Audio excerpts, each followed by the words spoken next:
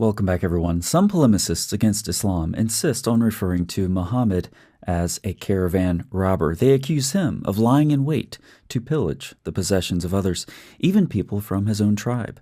Are these accusations accurate? Muslim apologists, for their part, have their defenses. Here's Sheikh Khalid Yassin. The Quraysh were criminals. The Quraysh were murderers. The Quraysh was already committing heinous crimes against the believers.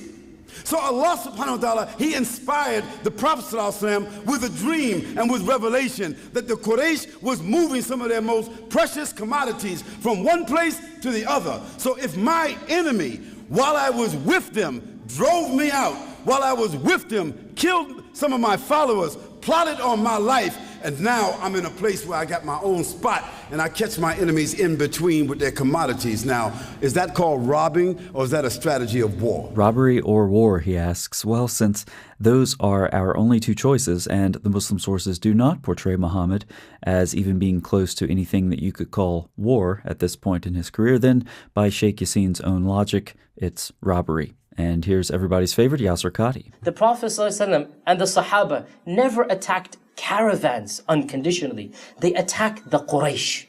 And there's a big difference. There's a big difference to say that he used to attack caravans all over Arabia and he used to attack the Quraysh. The Quraysh, yes, definitely. The Sahaba would definitely find out where they're heading and attack their caravans. Why?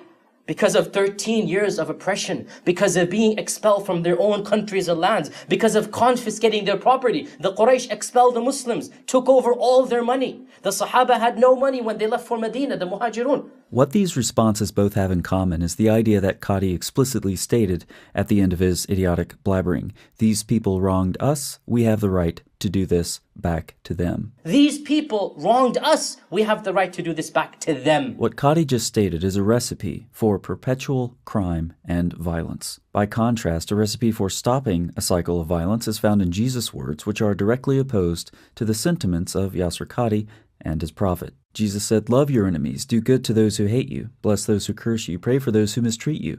If someone slaps you on one cheek, turn to them the other also. If someone takes your coat, do not withhold your shirt from them." Now let me throw a curveball at you.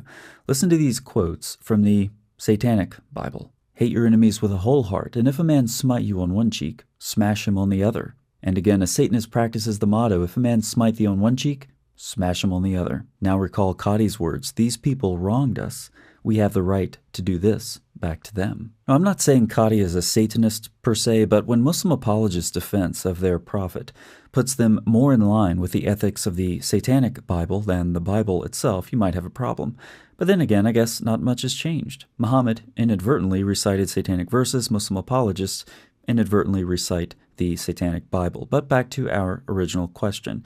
Was Muhammad a caravan robber? In this video, we're going to briefly survey 8 of Muhammad's early raids and incursions with the help of the most scholarly treatment of Muhammad's wars to date, a new monograph called Muhammad's Military Expeditions, a critical reading in original Muslim sources, written by Professor Ayman Ibrahim. These campaigns occurred within 2 years after Hijrah, but before the Battle of Badr, which took place in 624.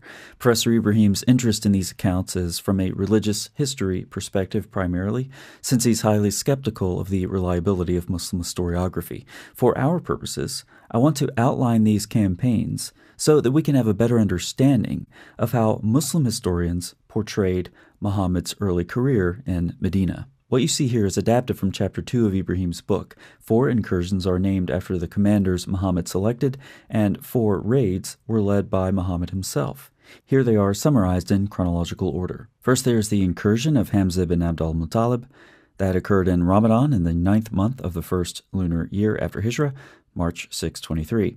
Muhammad sent him to intercept a caravan traveling from Greater Syria to Mecca. There were about 30 Muslims to 300 Meccans, and they were led by Abu Jahl, who viciously opposed Muhammad. His real name was supposedly Amr ibn Hisham. But a mediator was there who was a friend of both sides, and he intervened and prevented a fight. Apparently this was not an uncommon practice between Arab tribes at the time. Then there was the incursion of Ubaidah ibn al-Harith. That occurred in the 10th month of the first lunar year after Hijrah. That's about April 623. Muhammad sent him to intercept another caravan. The odds were roughly 60 Muslims to 200 pagans. It was basically a skirmish with injuries but no deaths, and amounted effectively to a show of force from the Muslims. And it did highlight the bravery and skill of a warrior called Sa'd ibn Abi Waqqas. And so the next incursion was named after him. It occurred in the 11th month of the first lunar year. That's about May 623. Targeted a caravan of the Quraysh, and it was about 20 Muslim soldiers who went to a location specified by Muhammad. However, the Meccan caravan had left the place a day early, so Sa'd and his men pursued to the limits established by Muhammad and then turned back. Next, Muhammad led a raid on Al-Abwa, and that occurred 3 months after Sa'd's incursion, targeted another Quraysh caravan, did not find the caravan, but instead made an alliance with another tribe. Then Muhammad led a raid on Buwat. It occurred 2 months after Al-Abwa, targeted a wealthy Quraysh caravan. There were about 100 enemy Quraysh present. The Quraysh apparently thwarted the attack, but the Muslim sources are ambiguous on the outcome. Next was Muhammad's raid on Kurz ibn Jabir al-Fihri. This is also called First Badr, or the raid of Safwan. It occurred the same month as the Al-Abwa raid, and it was more or less punitive against Kurz for a livestock dispute. Kurz was not captured. It's a rather anticlimactic event. Next was Muhammad's raid at Al-Ushayra. This occurred 3 months later, and it targeted another large caravan traveling between Mecca and Greater Syria. Somewhere around 150 to 200 Muslims waited a month, and the caravan never showed. Muhammad made a treaty with another Arab tribe, but he did catch up with that caravan and robbed it later. That's the Battle of Badr. And finally, to the fourth incursion, led not by Muhammad, but by one of his commanders. In this case, it was Abdullah ibn Jahash at Nakhla. It occurred 1 month after the raid of Al-Ushayra, 17 months after Hijrah. There were 8, 12, or 13 Muslim soldiers, depending on the source you read. The caravan was seized. Muslims killed Meccans, and this was during one of the sacred months. Muhammad was mad his men violated the sacred month, but then Allah revealed Surah 2:17 and said it was fine. So here we are, less than 2 years from Hijrah, before the Battle of Badr in 624. That's not a long period of time. We have a total of 8 campaigns of various severity, classified by Muslim historians as incursions or raids. 4 were led by Muhammad and 4 by his commanders. All except 1 had the stated goal of caravan robbery. Further, when we get to the battles of Badr and Uhud later on, what do we have? That's right, more caravan robbery. So, back to our original question. Why do some polemicists against Islam refer to Muhammad as a caravan robber?